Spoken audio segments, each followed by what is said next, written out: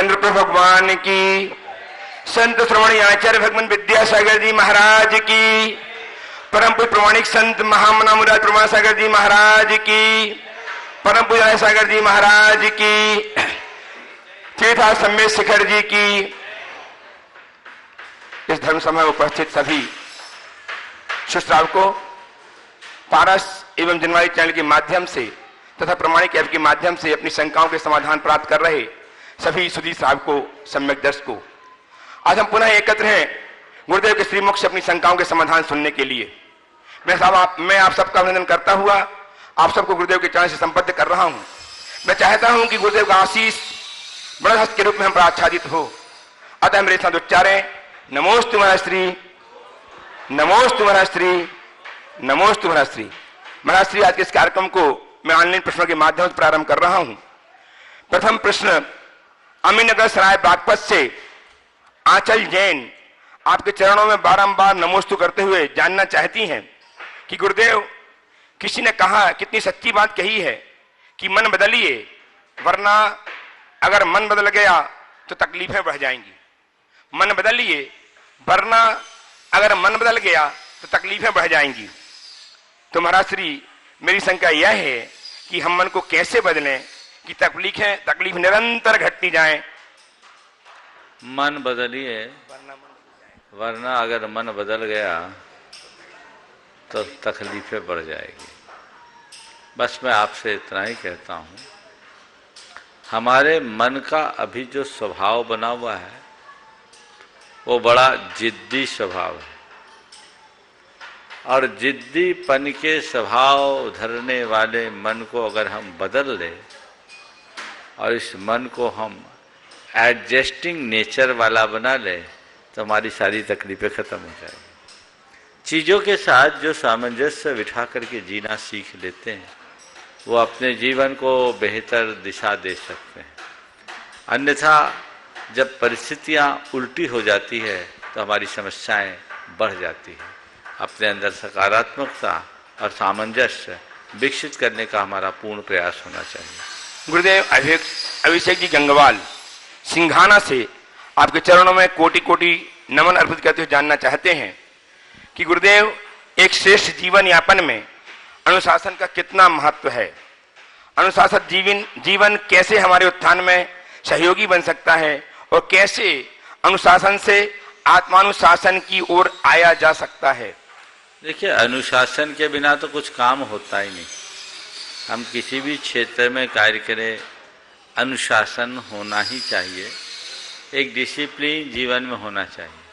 आप और चीज़ों को छोड़ दीजिए, आप अपनी कमीज पहनते हैं तो कमीज की बटन अगर नीचे की ऊपर की काज में लगा ले या ऊपर की बटन नीचे की काज में लगा ले तो कमीज की खूबसूरती कैसी होती है? खूबसूरत लगता है क्या? ये क्या है? जिस जगह जो काज है उस जगह वही बटन लगाना है, जिस जगह जो बटन है उसको उसी काज में लगाना है। इसी का नाम तो डिसिप्लिन है, इसी का नाम अनुशासन है। तो संतुलित और सदा जीवन जीना अनुशासन का पहला पाठ है, जिसे हमें अच्छे से पढ़ना चाहिए, अच्छे से अंगीकार करना चाहिए, और हर व्यक्ति को चाहिए कि इसी तरह के अनुशासन के साथ जिए। और जब हम बाहर अनुशासन सीखेंगे तभी आत्मानुशासन घटित कर पाएंगे। गुरुदेव, शोभा जैन बेंगलुरु से आपके चरणों में बारंबार नमोस्तु करते हुए जानना चाहते हैं कि गुरुदेव, मैंने सुना है कि रुद्राक्ष बहुत शक्तिशाली होता है। यहां तक कि रुद्राक्ष पानी, भोजन और स्थान में नकारात्मक ऊर्जा का पता लगा सकता है। रुद्राक्ष हमें नकारात्मक ऊर्जा से छुटकारा दिलाने में भी मदद करता है। गुरुदेव, इस बारे में आपकी क्या राय है? क्या हमें भी रुद्राक्ष धारण करना चाहिए? आप रुद्राक्ष धारण करो या न करो मुझे नहीं मालूम, पर अपने अक्ष यानी इंद्रियों को रुद्र मत बनाओ। समझ गए? मेरा अपना कोई एक्सपीरियंस नहीं है इसके विषय में। अब जिसकी जो मान्यता, आप अगर धारण करने से आपको लाभ होता है तो मुझे कोई नुकसान नहीं, लेकिन मेरा ये कहना है रुद्राक्ष भी धारो और अपने अक्षों को रुद्र बना लो तो क्या काम।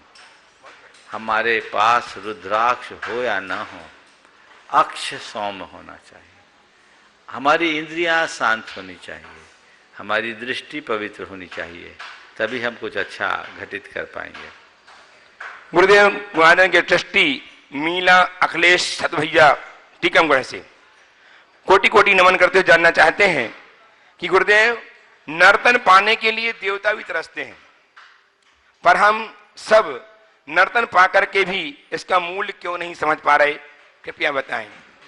देखिए, बात बिल्कुल सही है। इस नर्तन को पाने के लिए देवता भी तरसते हैं, पर हम नर्तन पाकर के भी इसका मूल्य क्यों नहीं समझ पा रहे हैं? बात केवल इतनी सी है, बंदर के हाथ में रतन की पोतली मिलेगी तो क्या करेगा? वो तो उसे फेंकेगा। इसमें हमारी कमी है, हमारी पात्रता की कमी है, हमारा अज्ञान। जैसे एक अज्ञानी बालक कांच और कंचन का भेद नहीं समझता, वैसे अज्ञान से ग्रसित मनुष्य अपने जीवन का मूल्य नहीं समझता। काश हम अपने जीवन के इस मूल्य को समझते, महत्व को समझते, तो अपने जीवन को बेहतर बना सकते थे। गुरुदेव महेंद्र जैन पत्रकार इंदौर से आपके चरणों में नमन अर्पित करते हुए जानना चाहते हैं कि गुरुवर, नई पीढ़ी के बच्चों को शिक्षा के पहले संस्कार और व्यापार के पहले व्यवहार पर जोर देना कितना आवश्यक है? हमारे धर्म और समाज के उत्थान में महत्वपूर्ण भूमिका निभाने के लिए कृपया मार्गदर्शन दीजिए। ये अत्यंत आवश्यक है। संस्कार विहीन शिक्षा मनुष्य को मनुष्य नहीं रहने देती, और व्यवहार शून्य व्यक्ति का व्यापार उसे उन्मादी बना देता है। दोनों चीजें ठीक नहीं है। अगर हम अपने जीवन में अपनी मनुष्यता को कायम रखना चाहते हैं, तो हमें चाहिए कि हम अपनी शिक्षा के साथ संस्कार को जोड़ें, और व्यापारिक क्षेत्र में अपनी वास्तविक प्रगति करना चाहते हैं तो व्यापार के साथ साथ अपने व्यवहार को भी संभालें। आजकल यही होता है, लोग पढ़ते हैं, लिखते हैं और सीधे व्यापारिक जगत में उतर जाते हैं। उन्हें अपने जीवन व्यवहार का कोई बोध नहीं होता, और इसके साथ ही वो अपने पारिवारिक विस्तार को भी कर लेते हैं, वैवाहिक बंधन में भी बन जाते हैं। व्यवहार शून्य जीवन होने के कारण अनेक प्रकार की व्यवहारिक कठिनाइयां और समस्याओं का सामना करना पड़ता है। यदि वैसी घड़ी में वे लोग अपने जीवन को व्यवहारिक रूप से भी परिपक्व बना लें, तो इस सब तरह की समस्याओं से बचा जा सकता है। गुरुदेव शेषांश जैन हजारी पत्रकार नरियावली मध्य प्रदेश से आपके चरणों में कोटि कोटि नमन करते हुए एक अद्भुत बात कह रहे हैं। गुरुदेव, प्रश्न मेरा यह है कि प्रायः सभी जैन तीर्थों पर नए पत्थर के मंदिरों का निर्माण हो रहा है, और पत्थर के मंदिर बनवाने का कारण सिर्फ यही है कि पत्थर की उम्र हजारों वर्ष होती है, और हजारों वर्ष बाद भी हमारे जैन धर्म के अवशेष मिलते रहे। गुरुदेव, आने वाला समय कोई देख तो नहीं आया, तो आने वाले समय में ऐसा भी तो हो सकता है कि जैन मंदिरों से जैन प्रतिमाओं को हटाकर किसी और समुदाय की प्रतिमा रख दी जाए, तो हमारे पास किसी प्रकार का सबूत नहीं है।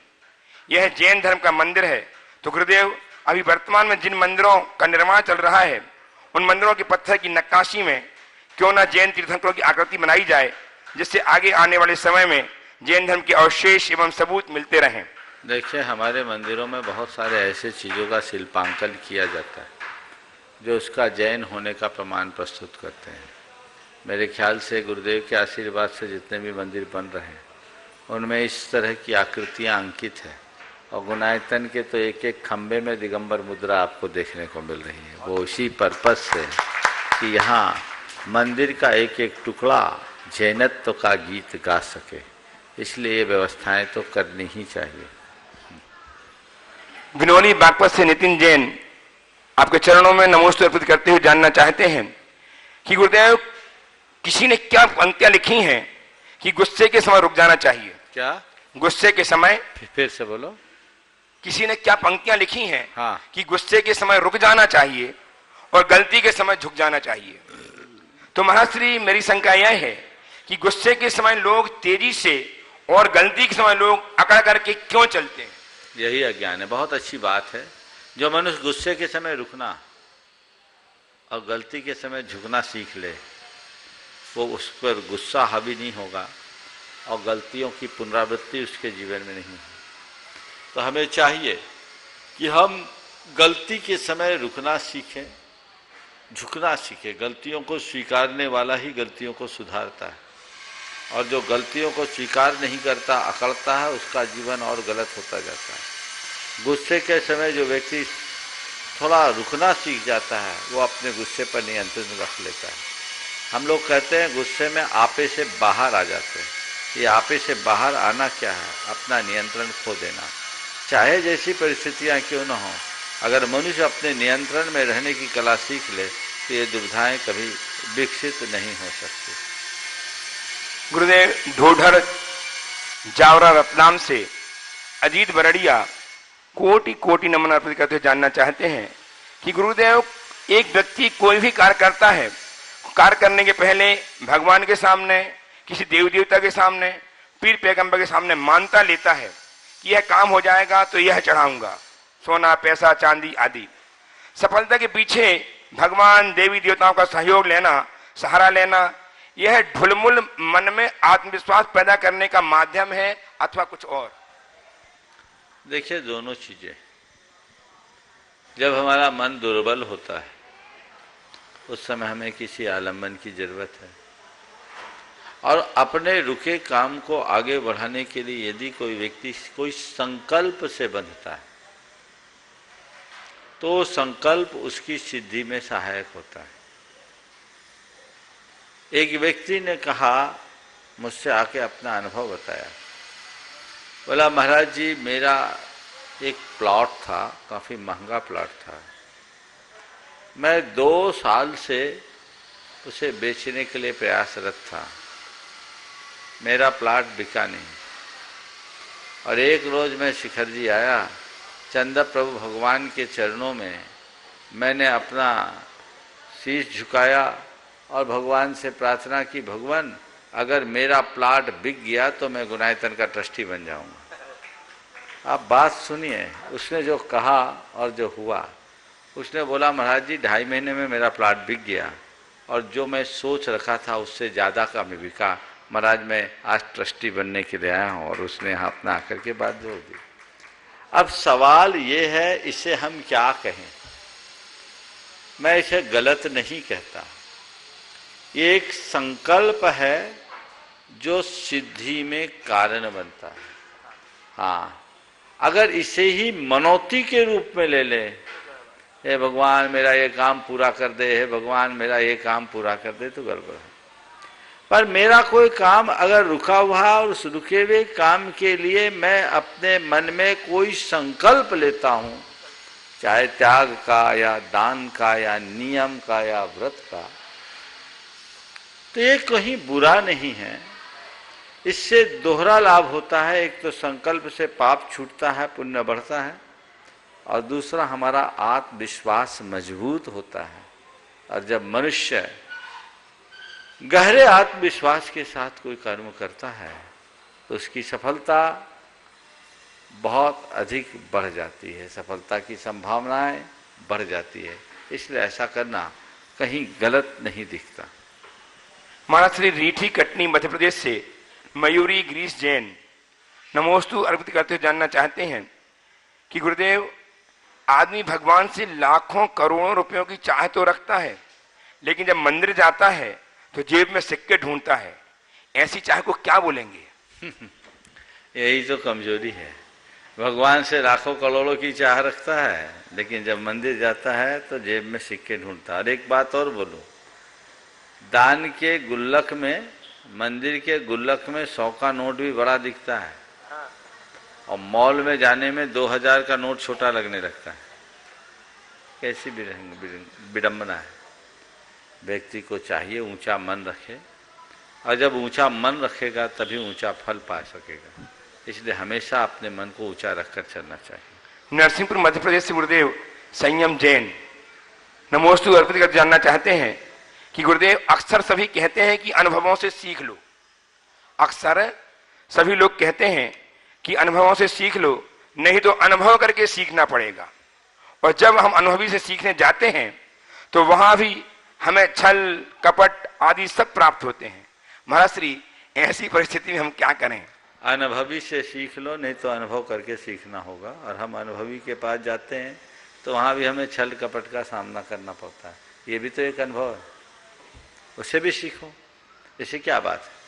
इसे बहुत सकारात्मकता से लेना चाहिए और सहज रूप से स्वीकारना चाहिए। अगर कोई व्यक्ति अनुभवी है, उनके संपर्क में हम जाते हैं, रहते हैं, तो हम उनसे बहुत कुछ सीख सकते हैं, इसमें कोई संशय नहीं। गुरुदेव, भिंडर से सचिन लिखमावत आपके चरणों में बारंबार नमोस्तु करते जानना चाहते हैं कि मनुष्य प्रार्थना करते समय समझता है कि भगवान देख रहा है, निंदा करते समय यह भूल जाता है, पुण्य करते समय यह समझता है कि भगवान देख रहा है, पाप करते समय भूल जाता है, दान करते वक्त समझता है कि भगवान सब में है, और चोरी करते समय यह भूल जाता है, और फिर मनुष्य खुद को बुद्धिमान समझता है। ऐसा क्यों? समाधान कीजिए। यही तो मनुष्य की बुद्धिमानी या चतुराई है।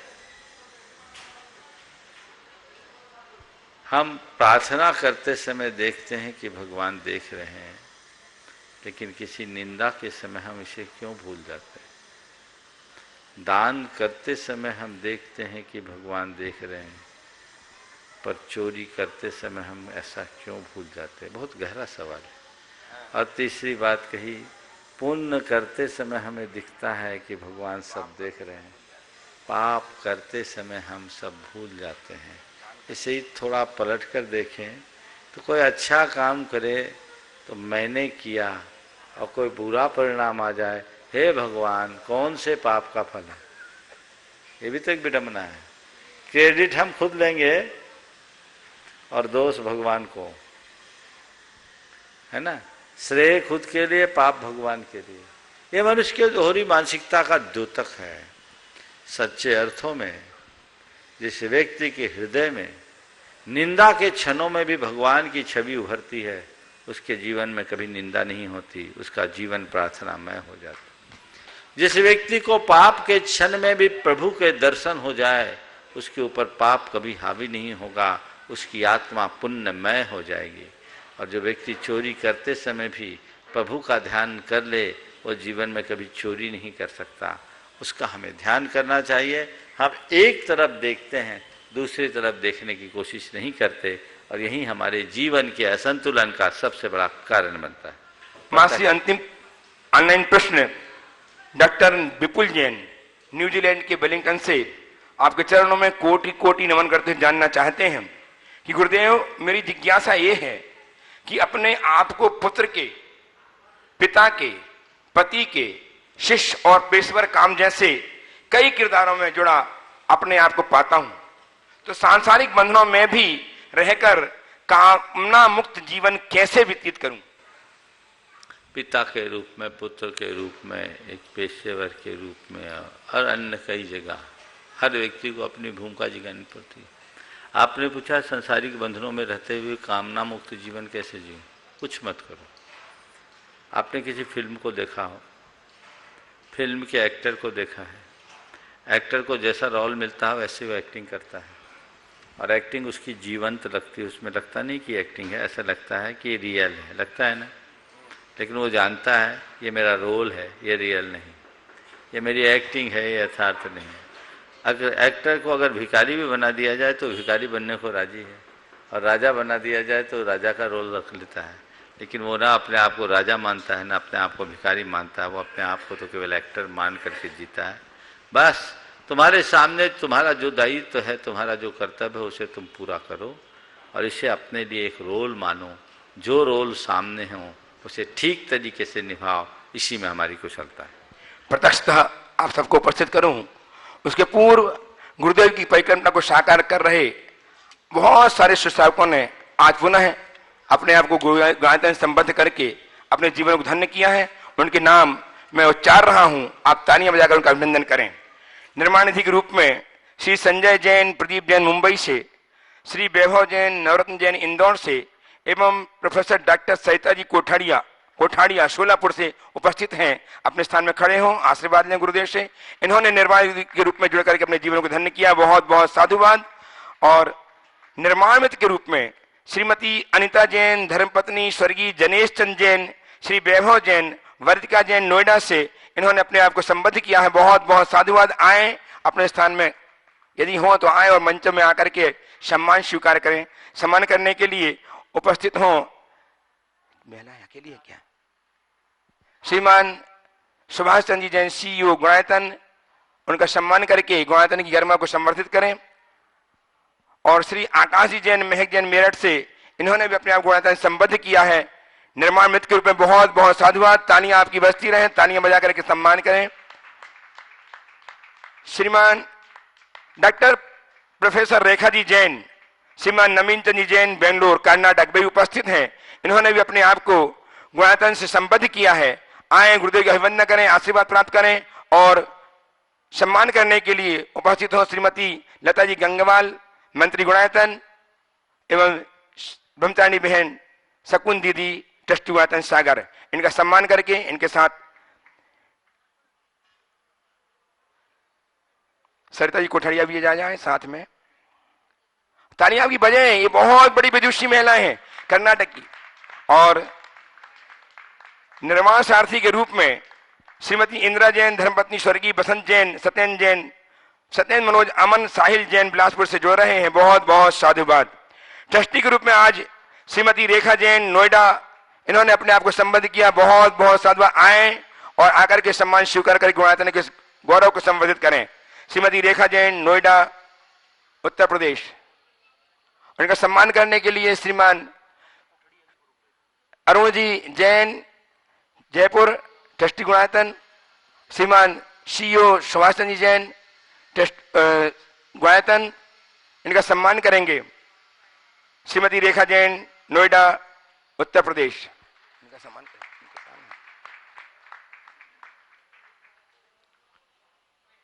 उनका भी है। श्रीमान अरुण जी जैन ट्रस्टी गुणायतन हमारे बीच में हैं।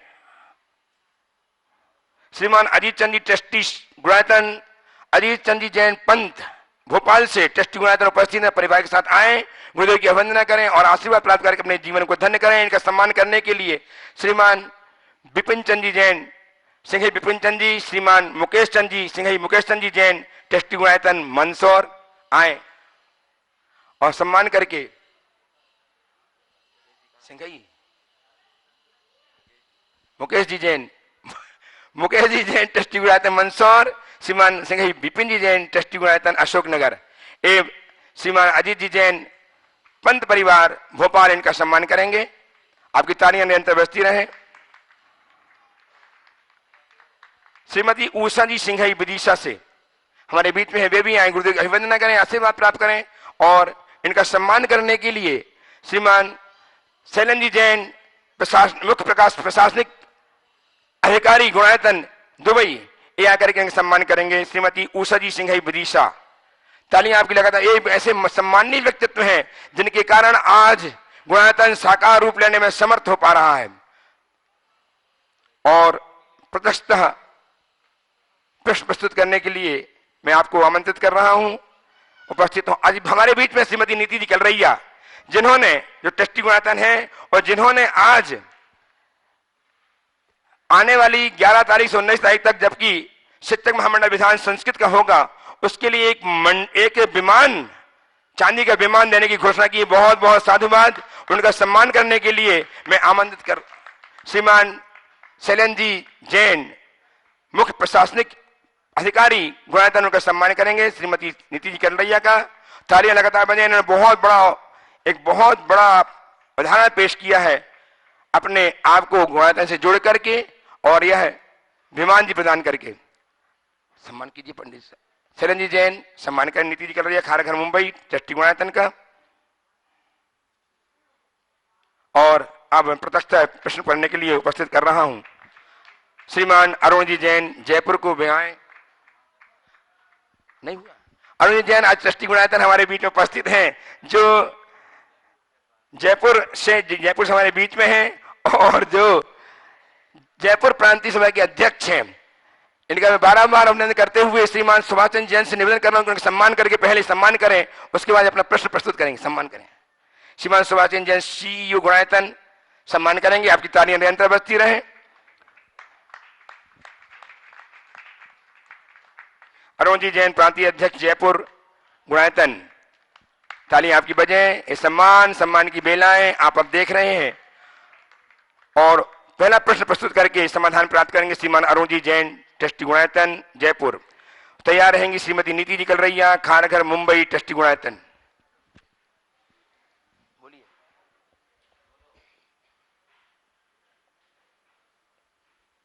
नमोस्तु महाराज जी, नमोस्तु महाराज जी, नमोस्तु महाराज जी।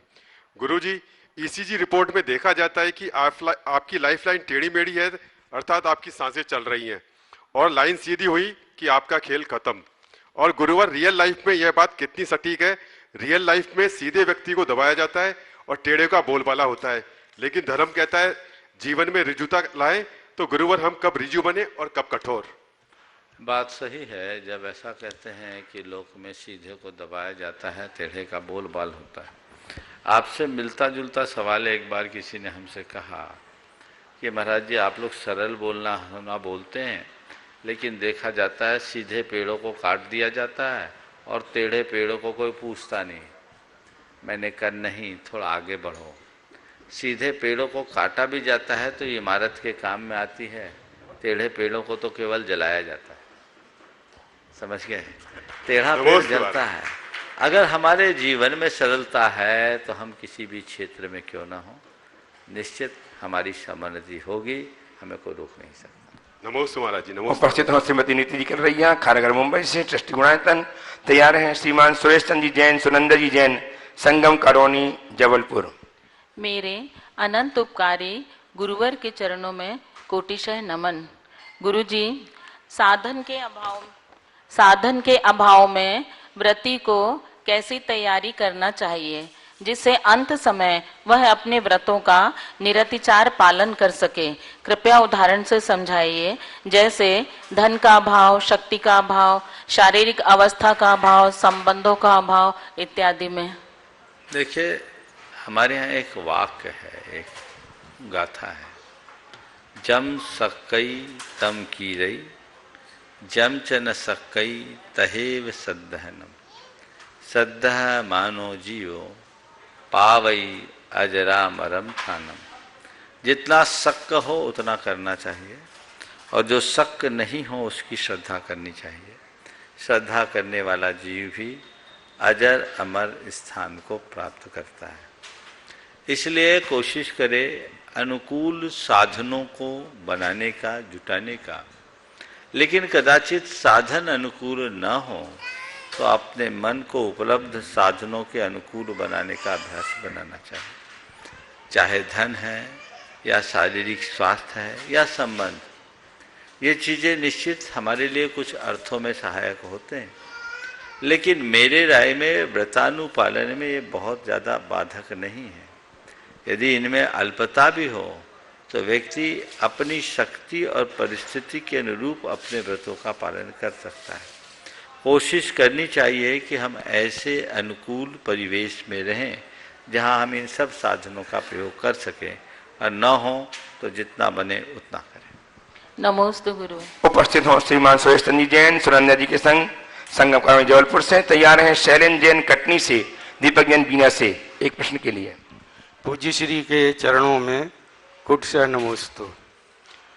महाराज जी, आचार्य समंतभद्र स्वामी ने अष्टांग सम्यक दर्शन के प्रभावनांग में कहा, आत्मा प्रभावनीयो रत्नत्रय शतत तीर्थामिव दान तपो जिन पूजा विद्यातिशयस्य जिन धर्म। हे गुरुदेव, आपसे हमारी विनती है कि इसमें आचार्य महाराज ने क्या महिमा गाई है और आज श्रावकों को, खासकर युवा वर्ग को महाराज क्या कहना चाहते हैं? 4-5 दिन पहले पूरा प्रवचन ही इसमें हुआ, 1 हफ्ता पहले, आप वहाँ सुन लें। बात एक लाइन में कहता हूँ, अगर किसी व्यक्ति को सदियों तक अंधेरे से जूझने के बाद कहीं कोई प्रकाश मिलता है तो उसके मन में केवल एक ही तड़प होती है कि अब अंधेरे का साम्राज्य हमेशा हमेशा के लिए नष्ट हो जाए, अब अंधेरा रहे ही नहीं, सर्वत्र केवल उजाला और उजाला ही दिखे। बस उजाला पाने के बाद उजाला फैलाने का ध्येय हर धर्मात्मा का होता है, जो हमें करना चाहिए। नमोस्तु। श्री शैलेंद्र जी जैन कटनी से आपने उपस्थित। जो बताई है इस श्लोक में थोड़ा सा मिश्रण हो गया। आपने समंत भद्र और अमृत चंद जी दोनों को मिला दिया। आचार्य समंत भद्र महाराज ने कहा अज्ञान तिमिरब व्याप्ति मपाकृत यथा यथम जिन शासन महात्म्य प्रकाश सात प्रभावना। भाव आपका बिल्कुल सही था, लेकिन मुझे लगता है दोनों ग्रंथ याद होने से मिलावट हो गई। और आचार्य अमृत चंद जी कहते हैं आत्म प्रभावनीयो रत्नतय तेज सा सतत में। ये अमृत चंद जी की पुरुषार्थ सिद्धि उपाय की कारिका है। दान तपो जिन पूजा विद्यातिशयेश जिन धर्म। चलिए शैलेंद्र जी कटनी, दीपक जी बीना के संग, और तैयार है श्रीमती मुन्नी देवी सर्राफ ललितपुर से। मुन्नी देवी सर्राफ ललितपुर। नमोस्तु नमोस्तु नमोस्तु। महाराज श्री जी, प्रमाणिक ऐप और यूट्यूब के माध्यम से मैं क्लास पढ़ रहा था। उसमें पहला ही जब जैन धर्म का इतिहास मैंने पढ़ा, उस दिन से मुझे आकुलता और जिज्ञासा है कि आपने जब बताया कि 1925-26 में अम्बाला में जो आर्य समाजियों से जैन धर्म के शास्त्रार्थ हुआ, उस शास्त्रार्थ में आर्य समाजियों का जैन विद्वान कोई जवाब नहीं दे पाए, परंतु उन्हीं आर्य समाजी कर्मानंद जी ने दूसरे दिन जैन धर्म को श्रेष्ठ बताते हुए खुद क्षुल्लक दीक्षा ले ली। तो मेरी ये शंका है कि उस दिन रात में क्या चमत्कार हुआ कि उन्होंने। देखिए, बहुत अच्छी बात। सबसे पहले तो मैं चाहूँगा एक बार शैलेंद्र भाई का आप सब करतल ध्वनि से स्वागत करें। ये बड़ा छुपा रुस्तम है और मूक कार्यकर्ता निकला। मुझे नहीं मालूम, वर्षों से यहाँ आता है और श्री सेवायतन से बहुत अच्छे से जुड़ा है। इसके औषधि का व्यवसाय है और आज मालूम पड़ा कि वो वहाँ जब आता है अपनी ओर से औषधियाँ दे करके जाता है। बहुत अच्छी बात है। आप सबके जानकारी के लिए मैं बताऊं, सेवायतन के द्वारा एक पूरा अस्पताल, एक चिकित्सालय चल रहा है जिसमें डॉक्टर सुभाष बुद्रू अपनी धर्म पत्नी के साथ वर्षों से सेवाएं दे रहे हैं और प्रतिदिन सैकड़ों लोगों की निःशुल्क चिकित्सा वहाँ होती है। यहाँ के यात्री तो लाभ उठाते ही हैं, आसपास के लोग भी उठाते हैं और उससे ये भावना से जुड़ा है। आज मुझे मालूम पड़ा, बहुत बहुत आशीर्वाद ऐसे ही लगे रहे। आपने जिस बात को उठाया है उसे थोड़ा और गहराई से समझते तो शायद ये प्रश्न नहीं उठता। घटना 1922 की है। अम्बाला में एक शास्त्रार्थ हुआ आर्य समाजी और जैनियों के बीच, और उस समय आर्य समाजियों का नेतृत्व कर रहे थे कर्मानंद जी, जो एक बड़े विद्वान थे, और जैन विद्वानों का नेतृत्व पंडित राजेंद्र प्रसाद जी के नेतृत्व में जैन संघ 84 मथुरा के विद्वान जन कर रहे थे। उन्होंने 6 दिन तक जो प्रसंग उठाया वो ऐसे प्रसंग हमारे यहाँ जो आज के समय में अतिशयोक्तिपूर्ण दिखते हैं, जैसे भोग भूमि में 2 कोष का मनुष्य, 3 कोष का मनुष्य, 1 कोष का मनुष्य, ये सब चीज़ें ऐसे प्रसंगों को उठाया जिनका कोई सीधा सीधा उत्तर नहीं दिया जा सकता था। लेकिन 6 दिनों तक वह जैन धर्म के विरुद्ध बोलते रहे और 7वें दिन चमत्कार नहीं हुआ। 7वें दिन वो निर्णय पर पहुँचे। उन्होंने कहा कि इन 6 दिनों में मैंने अच्छे तरीके से जान लिया कि जैन धर्म से श्रेष्ठ कोई धर्म नहीं और जैन दर्शन से श्रेष्ठ कोई दर्शन नहीं। इसलिए आज से मैं जैन धर्म को अंगीकार करता हूँ। और उन्होंने जैन धर्म को स्वीकार किया और क्षुल्लक कर्मानंद बने। वेदांत समीक्षा नाम का एक ग्रंथ भी लिखा, वेदांत समीक्षा, क्योंकि उन्होंने कहा मैंने देखा, जैन ग्रंथों को पढ़ा जैन धर्म के खंडन के लिए, पर मुझे पढ़ते पढ़ते ऐसा लगा कि इससे अच्छा कोई और है ही नहीं। इसलिए आज से मैं जैन धर्म को स्वीकार करता हूँ। उसके पीछे की कहानी है। नमोस्तु महाराज जी, नमोस्तु महाराज। उपस्थित हो श्रीमती मुन्नी देवी सर्राफ ललितपुर से। तैयार हैं श्वेता जी स्वप्नल जी जैन राजा बिलहरा सागर से। नमोस्तु दोई महाराजों को बार बार नमोस्तु नमोस्तु, हमारे परिवार की ओर से, हमारी ओर से, ललितपुर वालों की ओर से नमोस्तु नमोस्तु नमोस्तु।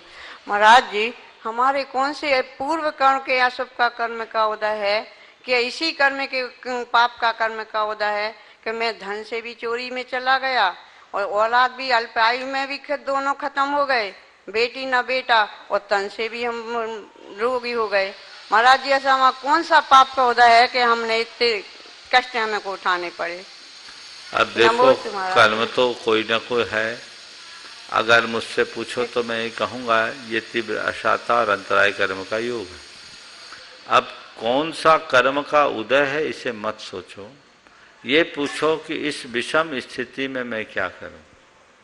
तो मैं ये कहूँगा बहुत कुछ खोने के बाद जो बचा है उस पर ध्यान दो। धन चला गया पर इतना नहीं गया कि हम दूसरों के लिए मजबूर हो जाएं।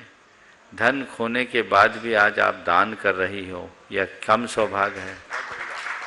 शरीर में स्वास्थ्य अनुकूल नहीं है, निश्चित अच्छी बात नहीं है, पर अस्वस्थ होने के बाद भी आप वंदना कर रही हो, ये कम बड़े भाग्य की बात है।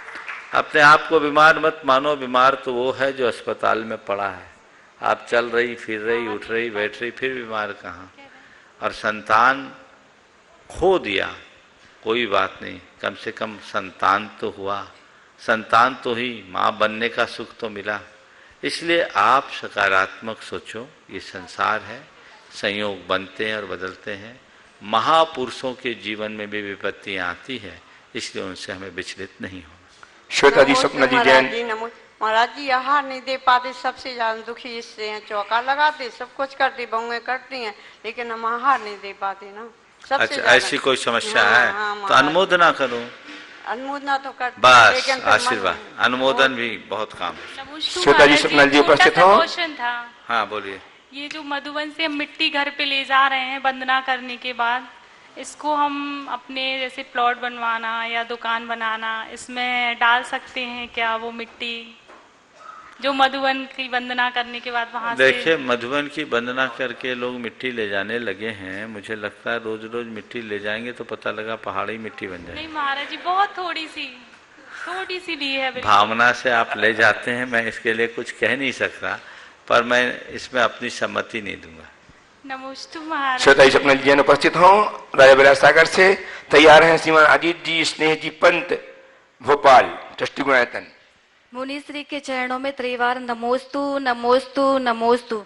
मुनिश्री, वर्तमान समय में पर्वत वंदना के लिए मैं गई तो रात्रि पहर में मैं वहां से निकली तो मेरे हाथ में टॉर्च था।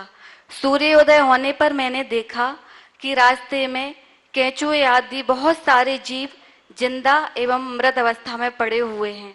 मुझे एहसास हुआ कि कहीं ना कहीं मेरे पैरों से भी जीवों का घात हुआ है। तो महाराज श्री, मैं यह जानना चाहती हूँ कि हमें पर्वत वंदना का कितना पुण्य एवं जीव घात का कितना दोष लगता होगा। देखिए, लोग पर्वत को भारी समझ के रात में ही चढ़ना पसंद करते हैं। कायदे से दिन के उजाले में चढ़ो जैसे हम लोग चढ़ते हैं, तो इस दोष से आप बच जाएंगे, है ना। तो जितना बने उतना उत्तम है। हमें कोशिश करना चाहिए प्रकाश में चले। आप 3 बजे उतर के आए, उसकी जगह 5 बजे उतरेंगे, और क्या होगा, 2 घंटा आगे पीछे हो। पाँव फटने के बाद चढ़ें, लेकिन महाराज बिना खाए पिए जाएंगे तो हालत पस्त हो जाएगी, पता नहीं नीचे आ भी पाएंगे कि नहीं। इसलिए परंपरा आप लोगों ने रात में चढ़ने की बना ली अपनी सुविधा के लिए, पर वो जीव घात तो होती है, ये जीव हत्या होती है, इसे नकारा नहीं जाता। आइए श्रीमान अजीत जी, स्नेह जी पंत, भोपाल से। ओम। और तैयार हैं श्रीमान मुकेश जी, रश्मि जी जैन, मंदसौर से, ट्रस्टी गुणायतन। दोनों महाराजियों को नमोस्तु नमोस्तु नमोस्तु, पंत परिवार की तरफ से नमोस्तु नमोस्तु। महाराज जी, आपने नमोकार मंत्र लिखने का बोला था, मैं 3 साल से नमोकार मंत्र लिख रही हूँ। मेरे बेटे को बहुत बड़ी बीमारी हो गई थी, उससे बहुत अच्छा हो गया। बहुत सुंदर, ले आओ इधर ले आओ। देखो, मैं अक्सर नमोकार मंत्र लिखने के लिए बोलता हूँ, और इन्होंने पिछले 3 वर्षों से, शायद 52 गजा में बोला था, 52 गजा से नमोकार मंत्र लिखा, और ऐसे कई बहियां इनने भर दी। कितनी भरी? 3 बही भर दी। और आप देखिए इनकी राइटिंग, और कितने अच्छे तरीके से इन्होंने लिखा है, प्रतिदिन 1 पेज। और इसका चमत्कार, एक जानलेवा बीमारी से इनका बेटा बच गया। ऐसा एक नहीं अनेक लोगों के साथ उदाहरण है। जिन लोगों ने श्रद्धा सहित नमोकार मंत्र का लेखन किया है, जो लोग नियमित भावना योग ऊर्जा प्रवाह के साथ किए हैं, उनके जीवन में चमत्कारिक असर है और ये हर व्यक्ति के अंदर होना चाहिए। लिखिए, बस जो लोग नमोकार मंत्र लिखते ऐसे ही जिल्दबद्ध ऐसी बही में लिखिए जिसकी स्याही 100 साल तक खराब ना हो, आपके घर में जिनवानी की भांति रहे और आपको ज़्यादा जिल्दबंद न रखना पड़े। कई लोग कॉपियों में लिखते हैं, वो ठीक नहीं। इनमें लिखिए, एक पन्ना एक दिन में लिख पाएंगे आप, एक साल में एक बही भरेगी। ऐसे 10-20 भर जाए तो घर में यंत्र की तरह ये एक ऊर्जावान तत्व आपके घर में रहेगा। इसकी अपनी ऊर्जा भी रहेगी, आपका विशुद्ध धर्म ध्यान भी बढ़ेगा। इसकी तरफ होना चाहिए। बहुत अच्छी बात है। हाँ, सवाल करो। महाराज श्री के चरणों में कोटि कोटि नमन। महाराज जी, हम सभी लोग पूजन विधान आदि में सब में कामना करते हैं कि करने से हमको ये मिलेगा, ये सुख मिलेगा, ये चीज़ें प्राप्त होंगी, जबकि वास्तव में हमारे कर्म के उदय से हमें फल मिलता है। तो बिल्कुल ठीक बोल रहे हैं कि हम इस तरह की जो कामना करते हैं वो कितनी ठीक है। आपके पूछने का आशय ही, कायदे से कामना हमारे मन की दुर्बलता है। पर दो तरह के बच्चे होते हैं। एक बच्चा वो होता है जो जानता है कि मेरी माँ मुझे समय पर सब कुछ दे देगी, इसलिए वो समय पर सब काम पाल लेता है, कुछ बोलता नहीं। और एक बच्चा ये होता है कि मालूम है अभी भोजन का समय है, माँ मुझे भोजन देने वाली है, अभी मालूम है दूध पीने का समय, माँ मुझे दूध पिलाने वाली, फिर भी रोता है। आजकल दुनिया में दूसरे प्रकार के बच्चे हैं, पहले प्रकार के कम। पर मैं इतना कहता हूँ, इसे खैरियत मानता हूँ। बच्चा अगर माँ के पास रोए तो कोई बात नहीं, किसी गैर के पास रोना ठीक नहीं है। इस बात को ध्यान में रखने की जरूरत है। अगर हम देव गुरु धर्म के समर्थ समक्ष रहकर अपने मन की दुर्बलतावश इस तरह की बातें कर भी ले तो क्षम्य है, अन्यत्र नहीं होना। उपस्थित हो मुकेश जी, रश्मि जी जैन मंदसौर से ट्रस्टी गुणायतन, तैयार रहें श्री विपिन जी जैन अशोकनगर से ट्रस्टी गुणायतन। नमोस्तु नमोस्तु नमोस्तु गुरुवर। महाराज श्री, जिंदगी दो पहियों की साइकिल है, जब तक बैलेंस है तब तक चलती है, बैलेंस बिगड़ते ही गिर जाती है। तो महाराज जी, हमारे जीवन में ये दो पहिए कौन से होने चाहिए ताकि हमारा बैलेंस निरंतर बना रहे और जिंदगी आगे बढ़ती रहे? नमोस्तु। बहुत अच्छी बात है। हमारी जिंदगी की दो पहिए वाली साइकिल है, जब तक बैलेंस है तब तक चलती रहेगी और बैलेंस खो देने पर वह हमें कभी भी गिरा देगी। आपने पूछा ये दो पहिए कौन से हैं, मुझसे आप पूछोगे तो मैं तो इतना ही कहूँगा, अगर अपने जीवन में अपने जीवन की संतुलन को बनाए रखना चाहते हो तो दो पहिए हैं, त्याग और भोग, राग और विराग। त्याग और भोग, राग और विराग, भोग और त्याग के बीच, राग और विराग के बीच अगर संतुलन बनाकर आप चलोगे तो आपकी ये जीवन की साइकिल चलते रहेगी। और इसमें संतुलन खो गया तो आप कहीं भी भूसात हो जाओ। आइए श्रीमान विपिन जी जैन अशोकनगर से ट्रस्टी गुणायतन, तैयार हैं श्रीमान सुनील जी रेखा जी जैन गुड़गांव से। गुरुदेव, दर्शनोदय कमेटी थुवन जी, सातों पुजारी मंडल थुवन जी और सभी भक्त थुवन जी मंडल की ओर से गुरुदेव के चरणों में नमोस्तु नमोस्तु नमोस्तु। गुरुदेव, आपके द्वारा अशोकनगर जबलपुर प्रवास के दौरान पूर्व में दिन में गांव गांव में करो मुनादी, दिन में भोजन दिन में शादी, वात्सलता का भाव जगाओ, सादरमी को हृदय गले लगाओ, इस तरह के बड़े अच्छे उपक्रम चलते थे। और ये समय अभाव में धीरे धीरे कहीं शिथिलता आ जाती है। तो गुरुदेव, मैं चाहूंगा कि आज इस मौके पर, जबकि शादियां वापस से रात में और बड़े शानो शौकत से होने लगी है गुरुदेव, और जैन समाज के लोग इन सबको बहुत आगे बढ़ चढ़कर इनमें भाग ले रहे हैं, तो गुरुदेव इसमें हमें मार्गदर्शन दें कि दिन में शादी करने से हमें क्या फायदा होता है और कहाँ हमें पाप का भागीदार बनना पड़ता है। देखिए, आपने ऐसा सवाल उठाया है जिस पर अगर मैं कहूँ तो पूरा समय भी आपको दे दूँ तो कम। हमें अपनी मर्यादाओं की रक्षा खुद करनी होगी। आज कुलाचार छिन्न भिन्न होते जा रहा है। समाज में व्याप्त शिथिलाचार अनेक अनर्थों का कारण बन रहा है। 1996, 97, 98 में, बल्कि 2000 तक 4 वर्षों में पूरे बुंदेलखंड में ये अभियान चला और उसका बड़ा सकारात्मक असर हुआ। उस इलाके में जैन समाज की सारे वैवाहिक कार्यक्रम दिन में संपन्न होने लगे और जैनों का अनुकरण अजैनों ने भी किया। नेताओं, मंत्रियों और सांसदों ने भी अपने घर की शादियां दिन में की। एक बहुत अच्छी पहल थी। अब उधर से फिर मेरा इधर आना हो गया। विडंबना मैं ये देखता हूं कि आप लोगों को कोई भी बात अगर कहो तो बार बार कहना पड़ता है, लेकिन एक सबसे बड़ी विडंबना ये देखता हूं कि किसी साधु ने यदि किसी अभियान को छेड़ा है तो बात के साधु उसकी चर्चा करना ही पसंद नहीं करते। इस दौरान बुंदेलखंड में हर स्थानों पे बड़े बड़े चातुर्मास हुए, पर किसी साधु ने सार्वजनिक रूप से इस तरह की बातों पर समाज को प्रेरित किया होता तो आज जो शिथिलताएं आई हैं वो नहीं होती। समाज को भी चाहिए कि जब साधु वृंदों का चातुर्मास आदि हो तो साधु जनों से कहें कि चातुर्मास केवल आयोजनों और उत्सवों में सिमट कर न रह जाए, ठोस रचनात्मक उपलब्धियां भी होनी चाहिए। इस दिशा में प्रयास करना चाहिए और अगर सब लोग करने लगे तो आज भी वो दिन फिर से लौट सकता है।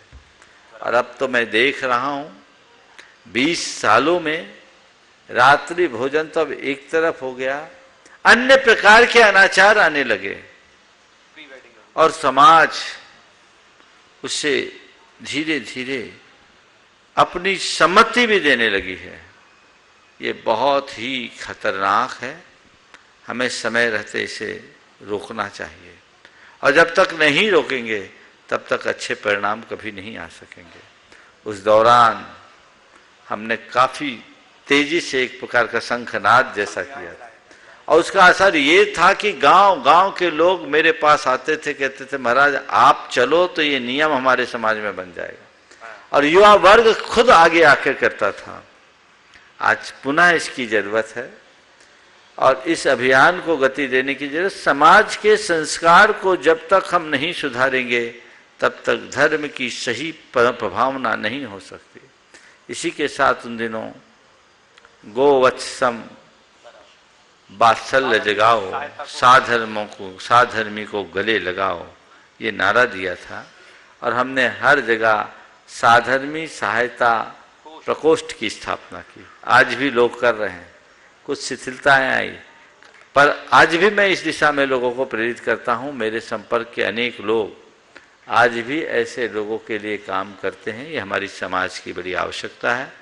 हमें इन सब बातों पर बहुत गहराई से ध्यान देना चाहिए और इसके लिए सार्थक पहल करनी ही चाहिए। नमोस्तु हृदय। उपस्थित हैं श्रीमती सुनील जी रेखा जी गुड़गांव से।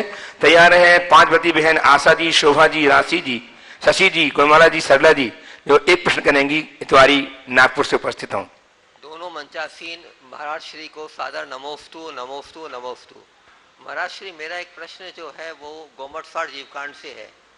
गोमटसार जीवकांड में जो है के अनुसार मनुष्य यानी स्त्री की संख्या सबसे कम है, उससे ज़्यादा मनुष्य पर्याप्त मनुष्य की है और इन दोनों की संख्या जो है सर्वार्थ सिद्धि के देवों से कम है। दूसरी बात यह है कि मनुष्य का जो है जीवन जो है आयु जो है 120 वर्ष तक है, जबकि सर्वार्थ सिद्धि के देवों की आयु 33 सागर तक है। और तीसरी चीज ये है कि है ना मनुष्य जो है का जीवन जो है वो मोक्ष की सीढ़ी है। अतः महाराज श्री आपसे अनुरोध है कि इस दुर्लभ मनुष्य जीवन और उस मानुषी जीवन को हम सार्थक कैसे बनाएं। देखिए, आप चूंकि सांख्यिकी विभाग से जुड़े तो आपने पूरा सांख्यिकीय विवेचन यहाँ कर दिया और साथ ही जनगणना से भी आप जुड़े, तो आपने जनगणना को यहाँ जोड़ दिया। वहाँ जो विवक्षाएं हैं उसे समझना है। पर्याप्त मनुष्यों में मनुष्यों की संख्या कम है, वो भाव वेद की अपेक्षा है, द्रव्य वेद की अपेक्षा नहीं। मुझे लगता है आप जो बोल रहे हैं कुछ संशोधन अपेक्षित है, कहीं कुछ उल्टा तो नहीं बोल रहे हैं। मैं इस विषय को एक बार ताज़ा करके देखूं तो ज़्यादा अच्छा होगा, क्योंकि काफ़ी लंबा समय हो गया। जो आप बोल रहे हैं वो संख्या मुझे अभी हजम नहीं हो रही है। एक बार उसे देख लूँगा, फिर आपकी बात का उत्तर आगे अलग से दे दूँगा तो ज़्यादा अच्छा होगा। लेकिन इतनी बात सही है, हम मनुष्य बहुत थोड़े से हैं और हमारा जीवन बहुत थोड़ा है। इस थोड़े से जीवन को पाकर यदि हमने अपना रास्ता नहीं पकड़ा तो हमारा जीवन व्यर्थ है। हमें चाहिए कि हम सम्यक रास्ते को पकड़कर अपने जीवन को गति दें। उपस्थित हो नागपुर से आशा जी, शोभा जी, शशि जी, गुणमाला जी, सरला जी, और तैयार हैं श्रीमती मीना जी शास्त्री, उदयपुर। दो मुनि राजों को बारंबार नमोस्तु नमोस्तु नमोस्तु। जीवन में, हे गुरुदेव, जीवन में अनेक बार आंखों से देखा और कानों से सुना भी असत्य होता देखा जाता है। फिर गुरुदेव, आंखों देखा हाल और कानों सुनी बात किस श्रेणी में आती है? आंखों देखा हाल और कानों सुनी बात अच्छी होती है, सही होती है, पर पूरी तरह सही ही होती है, आग्रह नहीं होना चाहिए। बिल्कुल सही है। बहुत सारी चीज़ें ऐसी है जो हम आंखों से देखते हैं वो झूठ होती है, और बहुत सारी चीज़ें ऐसी है जो हम कानों से सुनते हैं वो भी झूठ होती है। आंखों से देखा झूठ कैसे है? देख लो, किसी सरोवर में चांद उभरता दिखता है, तालाब में चांद दिख रहा है, वहाँ सच का चांद है क्या? बोलो। अरे चांद तो धरती मुँह का है, जाओ चांद तक पहुंच जाओ, देखता हूं। आंखों देखा झूठ है ना? है? बोलो। आंखों देखा झूठ हो गया ना। कानों से सुना झूठ। कई बार जब आवाज प्रतिध्वनित होकर आती है तो हमें लगता है इधर से आवाज आ रही है, और आवाज इधर की होती है, तो सही है कि झूठ? तो आंखों से देखा भी झूठ हो जाता है, कानों से सुना भी झूठ हो जाता है। इसलिए ये कहना कि जो आंखों देखा और कानों सुना है वो ही सही है, ये गलत है। बहुत सी चीजें ऐसी जो हम आंखों से दिखती नहीं फिर भी सही है। अपने बाप दादाओं को देखा? नहीं देखा। पर वो थे कि नहीं? आंखों से नहीं दिखे पर है। जिनके बारे में हमने कानों से नहीं सुना फिर है। तो इसलिए जहां जैसा प्रसंग हो उसी अनुरूप कार्य करना चाहिए। हाँ। श्रीमती मीना जी शास्त्री, उदयपुर से। मुनिदय के चरणों में कोटिशय नमन, कोटिशय नमन, कोटिशय नमन। महाराज श्री कहते हैं कि वह पारस मणि है जो उसके संपर्क में आने से लोहा भी सोना बन जाता है, पर इंसान एक ऐसा है कि तीर्थंकर जैसे प्रबल निमित्त के मिलने के बाद भी भगवान नहीं बन पाता। ऐसा क्या कारण है? देखिए, पारस मणि के संसर्ग में लोहा सोना बनता है, पर कब? जब लोहा खालिश लोहा, उसमें रंग न लगा हो। जिस लोहे में रंग लगा होता वो सोना नहीं बनता। तो आज संसार का प्राणी श्रेष्ठ निमित्त पाकर के भी उसका सही उपयोग नहीं कर पाता, क्योंकि उसकी धारणा अलग, उसकी दृष्टि अलग, उसकी बुद्धि अलग। जब तक हमारी पात्रता विकसित नहीं होती तब तक हम कितना भी अच्छा निमित्त क्यों न मिले, उनका सन्निधान क्यों न मिले, हम उसका समुचित लाभ नहीं उठा सकते। इसलिए हमें अपनी पात्रता को बढ़ाने की कोशिश करनी चाहिए, उसकी दिशा में सतत सचेष्ट रहना चाहिए। उपस्थित हो राहुल जैन गढ़ाकोटा से। स्वदेश जैन एवं राहुल जैन, सदस्य गढ़ाकोटा, राहुल जैन जरूर खेड़ा से उपस्थित हो। ओम ओम। नमोस्तु गुरुदेव। गुरुदेव, मेरा प्रश्न है कि खाना और निंदा में क्या फर्क है? जब हम दोनों किसी के सामने परोसते हैं तो दोनों में मिर्च मसाला डालते हैं, इससे हमें कैसे बचना चाहिए?